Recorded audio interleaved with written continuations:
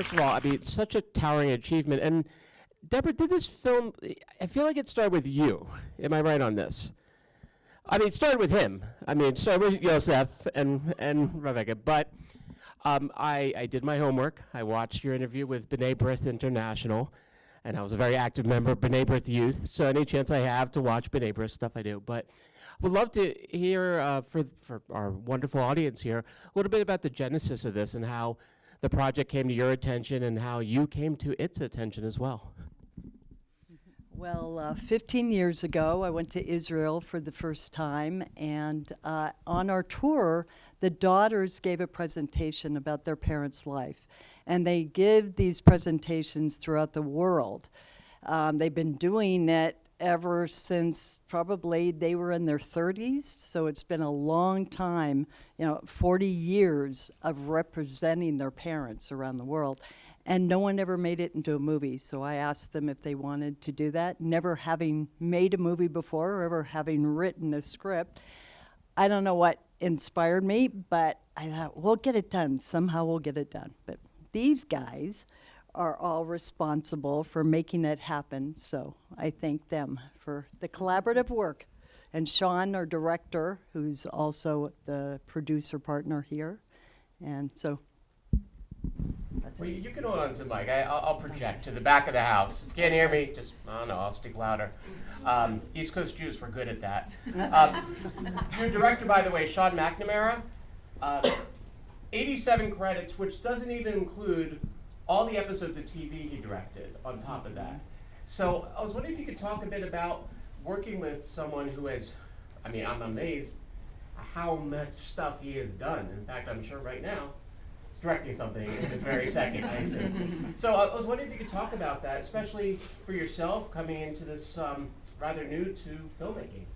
What it was like to collaborate then with a director like that. Michelle and Mark, her husband, business partner, they introduced me to Sean, and I've known them probably 10 years, something like that. Yeah. So they introduced me, and David can actually tell you more about, I don't know, their years of progress and all they've 25 done. years. Yeah. David, it's your time to shine. Sure. Microphone's yours. All right. Well, unfortunately, Sean couldn't be here for this little Q&A, but he's a very busy guy and keeps me busy. We've been business partners for 26 years and friends for 35 years. And we met as production assistants doing cheap television and, kind of worked our way through the business. And Sean's really blossomed as a director, as you can see here. It's his passion, and it's just a pleasure to work with the guy, and to call him, one of my best friends as well. So, anyway. And normally in Hollywood, you're business partners for 25 years, friends for only 5 of them. Yeah, I'm glad you guys bucked that trend. Yeah. So, in making this film, I have the answer, but I want to hear it from you guys because it's a little more dramatic coming from you. How many days was your shoot? It was 17 days of principal On photography. Hush, washed over the crowd. 17 days. Yeah. There are thesis films at film schools that take that time, except they're 15 minutes. Sean's one of the fastest directors in the West. He's very decisive. There's no doubt who is in charge when you're on his set. And, he made it happen. It was pretty remarkable. Unfortunately, I wasn't on the set as much as, everybody else was. I was dealing with some of the business stuff. And, but it was, it was fast and furious. There were some little pickup shoots. There's a few shots in the movie that were shot many months later. And, anyway, yeah. Well, I was wondering if we have a number of producers on the stage right now, could you talk a little bit about how do you make something this epic? I mean, think in terms of number of locations, number of performers, different time periods. How do you make that work in 17 days? I thought it was 19. So I was impressed with 19. And then you say, oh, so I already explained lies. Oh, 19's easy. No, I think it was 16. Nothing. Going once, going twice. But how did you guys pull this off then? Well, really, what David was saying was having somebody like Sean, who is so decisive, who literally can go in and get what he wants in 2 to 3 takes. And Sean has said he relies on actors that are so good that they come to the set prepared, they know their characters, they know what they're doing. And Inbar Lavi, who played Rebecca, had gone to Israel, met with the daughters, read all of Rebecca's memoirs. And then Emile Hirsch immersed himself into the character of Joseph through Joseph's memoirs, and also very much related to Joseph because Emile is also an artist, and he's also a very, very funny man. And he met with us, I think, like the first week. Every night after shooting, we would go to Emile's room, and we'd be working on script, and he'd be inserting jokes. And I mean, he is kind of the unseen writer in this too. He brought a lot. So it's really working with a team in front of and behind the camera that are just on their game at all times, day and night. And our crew, from craft service all the way up, were so dedicated to making this film the best it could be. Everybody brought their A game because they really knew this was a special story, and they were honored and privileged to be a part of it, as we all are. Yeah, I remember years ago reading an interview with Meryl Streep where she was working on a miniseries about the Holocaust and how the whole crew would get together and say, please, we can't mess this up. So I'm curious, what's it like then for all of you, the pressure of making a film in 17 or 19, 16 days, depending who you ask, and then the pressure of capturing this. And not just, of course, a story about the Holocaust, but also a legacy about the daughters, their father, their mother, their memory. I was wondering if you could talk about what that did for you as artists, as creators, and how you were able to handle that. An addendum to this story, which is that Rebecca never told Joseph that she switched the names on the list until they were doing press for Schindler's List almost 50 years later. She kept that a secret from him. She never wanted to like hold it over him or for it to be anything that would affect their relationship, I guess. I always found that very moving and shocking. I would have definitely used that as currency. Dude, I did the laundry recently. I used that for like a month. I'll use that. Yeah, she's like clearly an incredible person. I mean, yeah, these are unbelievable people, and yeah, the pressure of keeping it, adhering to how big of a thing this is, and how, luckily I didn't have to prepare at all because it's all just like in my bones and from my family. I'm joking. But yeah, no, that pressure was definitely, I felt it. I was always nervous about it, not wanting to be disrespectful. But then also, what I loved about working with Emile is like he's really energizing the scenes with comedy, and Yitzhak wasn't necessarily a very funny person, but I'm joking. You're hilarious. You're great. But I mean, Yitzhak, by the way, is Hebrew for laughter. Yeah, for ha, yeah. See, now you're all in Hebrew school with us together. It's a very good way to learn. But yeah, the comedy was so touching, and just as an audience, we need to sort of feel the laughter and the pain as a yin yang thing. And Deborah. I was going to say, you might want to tell them about the Itzhak Stern and Mitek Pemper, and what happened in Schindler's List, the amalgamation of the two of them versus... Right, yeah, exactly. So Ben Kingsley played Yitzhak Stern in Schindler's, and Mietek wasn't really in Schindler's, although he was very instrumental in life and in this film. And I don't know why he decided to combine them, but I guess... Simplify. Yeah. Who's this guy? Who's that guy? I don't know. Yeah. We'll put them together. Yeah. Yeah, right. So for our wonderful people in the end, can you talk a bit about your own experiences in terms of something you learn? Every project teaches you something, of course. So what did you learn from this project you'll bring with you to the next one? I've worked with Sean and David and Brookwell McNamara Entertainment probably for as long as it exists, if not longer, working on other projects together. I've been a casting director for over 30 years, and I've worked in every genre possible. And getting this story moved me to every fiber of my being, having the kind of stories that this movie tells in my own family. So it not only felt like a legacy for their family, but like secretly for me, it was a legacy piece for my own family.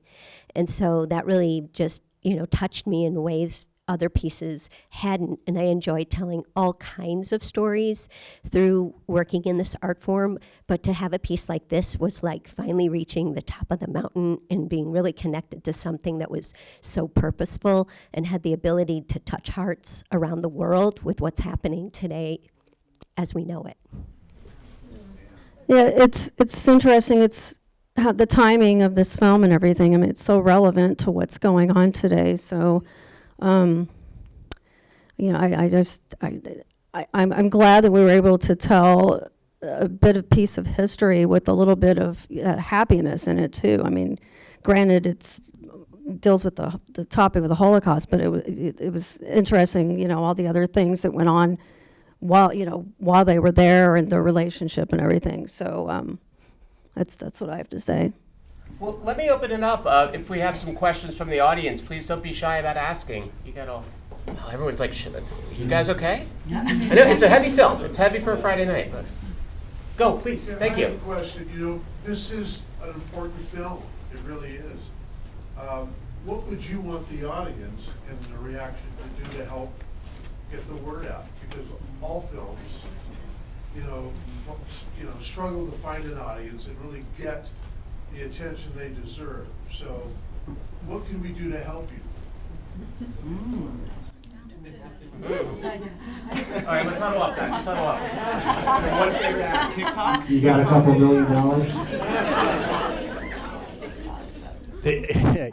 So one of the wonderful things about that's happened to us on this is that there's a movie that's in the theaters right now called Reagan that Dennis Quaid is in, and there's a company called Showbiz Direct, which is actually owned by Cinemark Theaters, that is doing the marketing for Reagan, and they're going to take our movie, this movie, out theatrically in January. Yeah, and but that relationship started with a little cherry on top, where because we were talking to a couple other distributors, and I think that Showbiz Direct wanted to undercut the competition, and they said, you know what, we'll put your trailer on the 2,700 prints of Reagan that are going to go out all over the United States. So this movie's preview, which you can probably see online, and it stars Rin's song, which is awesome. Yeah, how about that? So this trailer has been running in the theaters for 4 weeks now. I think this is the 5th week.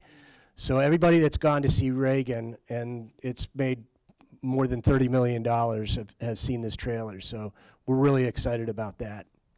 So I don't know. Social media, I guess, or something to say you're Yeah, we're working on the campaign right now. But January is coming up quick, so we're running out of runway here. Yeah, we're working on that. Work in progress. no, it sounds great. Thank you. Tell everyone you know and don't sleep until you have gone through everyone you've ever met. That's what you can do for us. Thank you.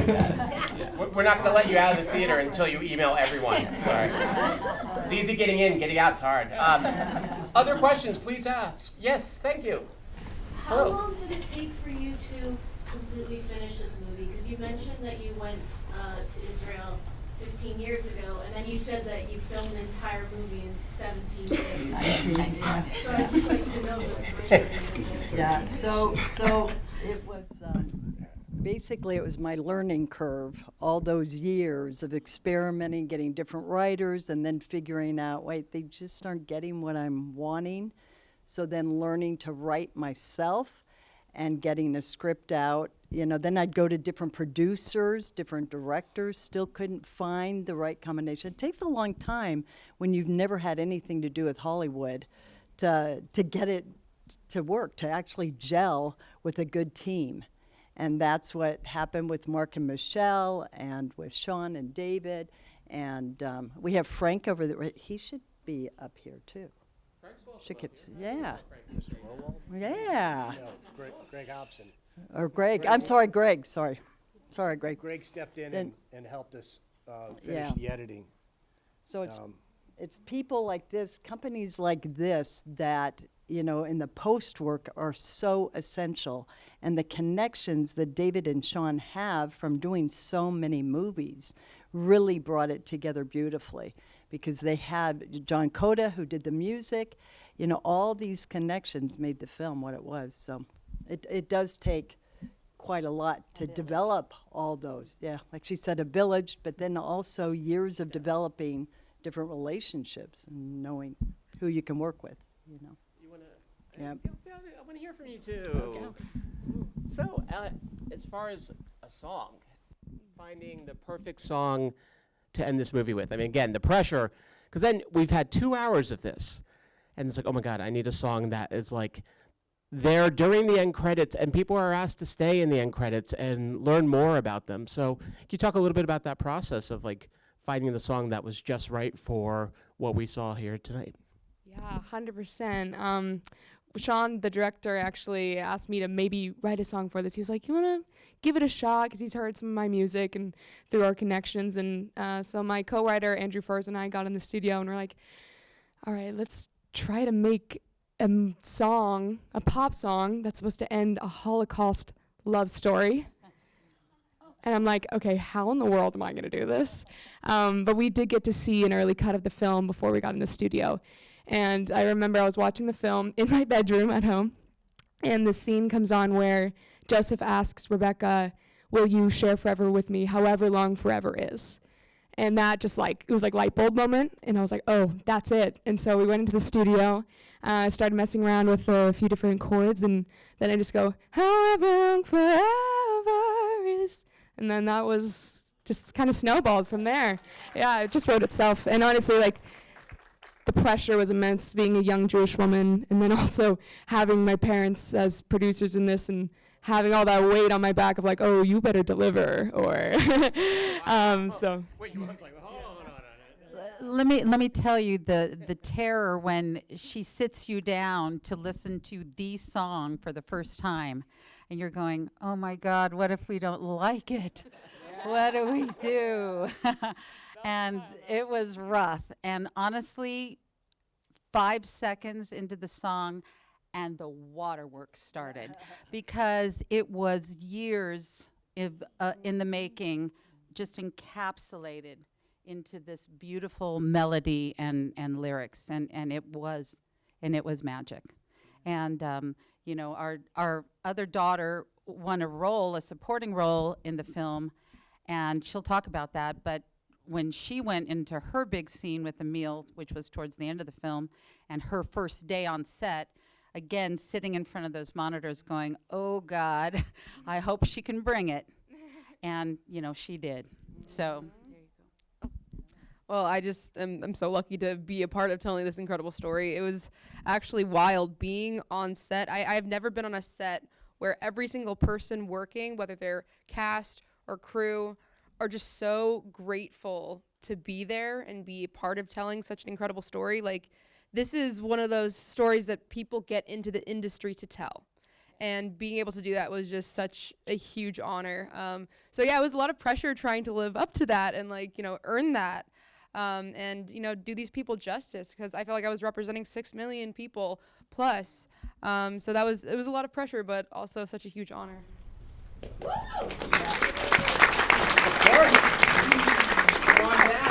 I'm the mystery guy that was sitting up there. I was brought on for after they had shot in Canada and had edited in Canada for about 8 weeks. and they brought it down here, and David called me up one day and said, we need a couple of weeks polish before we show it to some studios. That was in May, and I finished after Christmas. So I worked on the film for a long time, but to answer your question about how long does it take to make a film like this, imagine this. This was shot in Canada on a Western set, a set about making a Western in the Old West, with wood, wooden houses and wooden sidewalks and stuff. And then you take it to visual effects companies, and they create a world of a camp that doesn't exist. That's all computer generated. Every one of those wide shots with all those buildings only exists in computers. So it takes a long time to make something that huge look real. And there were, at the train station, there were 25 maybe people walking around, and it looks like there's about 5,000 people walking around. That's all computer generated and duplications of images. So the visual effects, there were 5 companies or 6? 6 visual effects companies from India to Canada to United States to, I don't even know where else. Where? Italy, that was the other one, right? Creating the images that you're seeing, and that's took months and months of work to do. So anyway, that's what I wanted to So you more than earned your spot up here. Thank you. Yeah, I think it was. I see, look, we wanted you up there. I told you. We're going to have to wrap in a second here, but one thing about the story of Joseph Bau was, well, first of all, how much of this you feel like is like too larger than life. Like, oh, come on. But no, he did dress as a woman in order to get married. And one of the stories I heard that was the most fascinating about him, he pretended not to know. Oh no, am I shut off? No, he pretended not to know German when he was working at the German police station. So he acted like he just knew Polish and did not speak German, and then, of course, used that against them. I mean, there's so many things about this man that one film can barely contain it, which leads me to what other projects are coming up featuring Joseph Bau. I know at least 1 or 2 of them, but I thought I'd give it to the producer. Tell them about the documentary. So we're also doing a documentary on Joseph and Rebecca Bau and telling the full story, the story behind the film, and what couldn't be contained in 2 hours of a feature is going to be in a feature-length documentary that we're hoping to have out before the movie or possibly after. It's still in the works, but their story is too good not to be told in full. Yeah. And the book is also coming out, like in the next few weeks, it looks like? Right, we're going to take the Dear God, Have You Ever Gone Hungry, which was his autobiography, and put the poster of the movie on front, put some scenes from the movie in the book, and retitle it. Yeah, so to the that'll title help of the too. movie, right? So, And the music video. what's that? The music video. We have a music video coming out. Wait, and a music video featuring you? Yes, sir. You know. Okay, so the pressure of being our Holocaust drama, write the song for our Holocaust drama. My sons are right up here, and whatever pressure I've given you, nothing compared to that. And amazingly, every one of you guys delivered on this movie. I want to make sure you guys get your due. So when you're walking out nicely and in an organized, calm line, you'll notice there'll be some QR codes out there. We do have an audience vote. So it's in essence, if you feel this should be considered for Best of Show, please do scan the QR code. Also, to keep talking with these fine people, I can't promise they'll all be there, but you all can be at Calaveras Restaurant, which is right nearby. They're going to be up until midnight. I know you all guys are ready to see Saturday happen on the horizon in Burbank. So Calaveras Restaurant is at, the address is very close, 221 North San Fernando. It's staggering distance from here. It's not even walking. So please head on over there if you want. We also have more films coming, of course, both today and tomorrow. And then also tomorrow, I'll plug something of mine. 11 to 1, if you're into horror and you want to make horror really low budget, will come to Screams for Sense. We'll be over at the Hilton Garden Inn, 11 to 1. It's going to be a panel discussion with some remarkable filmmakers, including a gentleman who worked on a little movie called Jurassic Park. Some of you may have heard that indie film. So thank you guys so much for being part of this. Blessing we all say right in memoriam. May his memory be a blessing. May their memory be a blessing. Well, I think this film is part of that blessing. So thank you for blessing all their memories and for making such a remarkable piece. Look forward to seeing Bau in the theaters in January. Tell everyone your friends and people you don't like. Tell them about it as well. Any last things before we wrap up here, guys? Want to make sure you guys, we're good? We're good? Thank you, guys.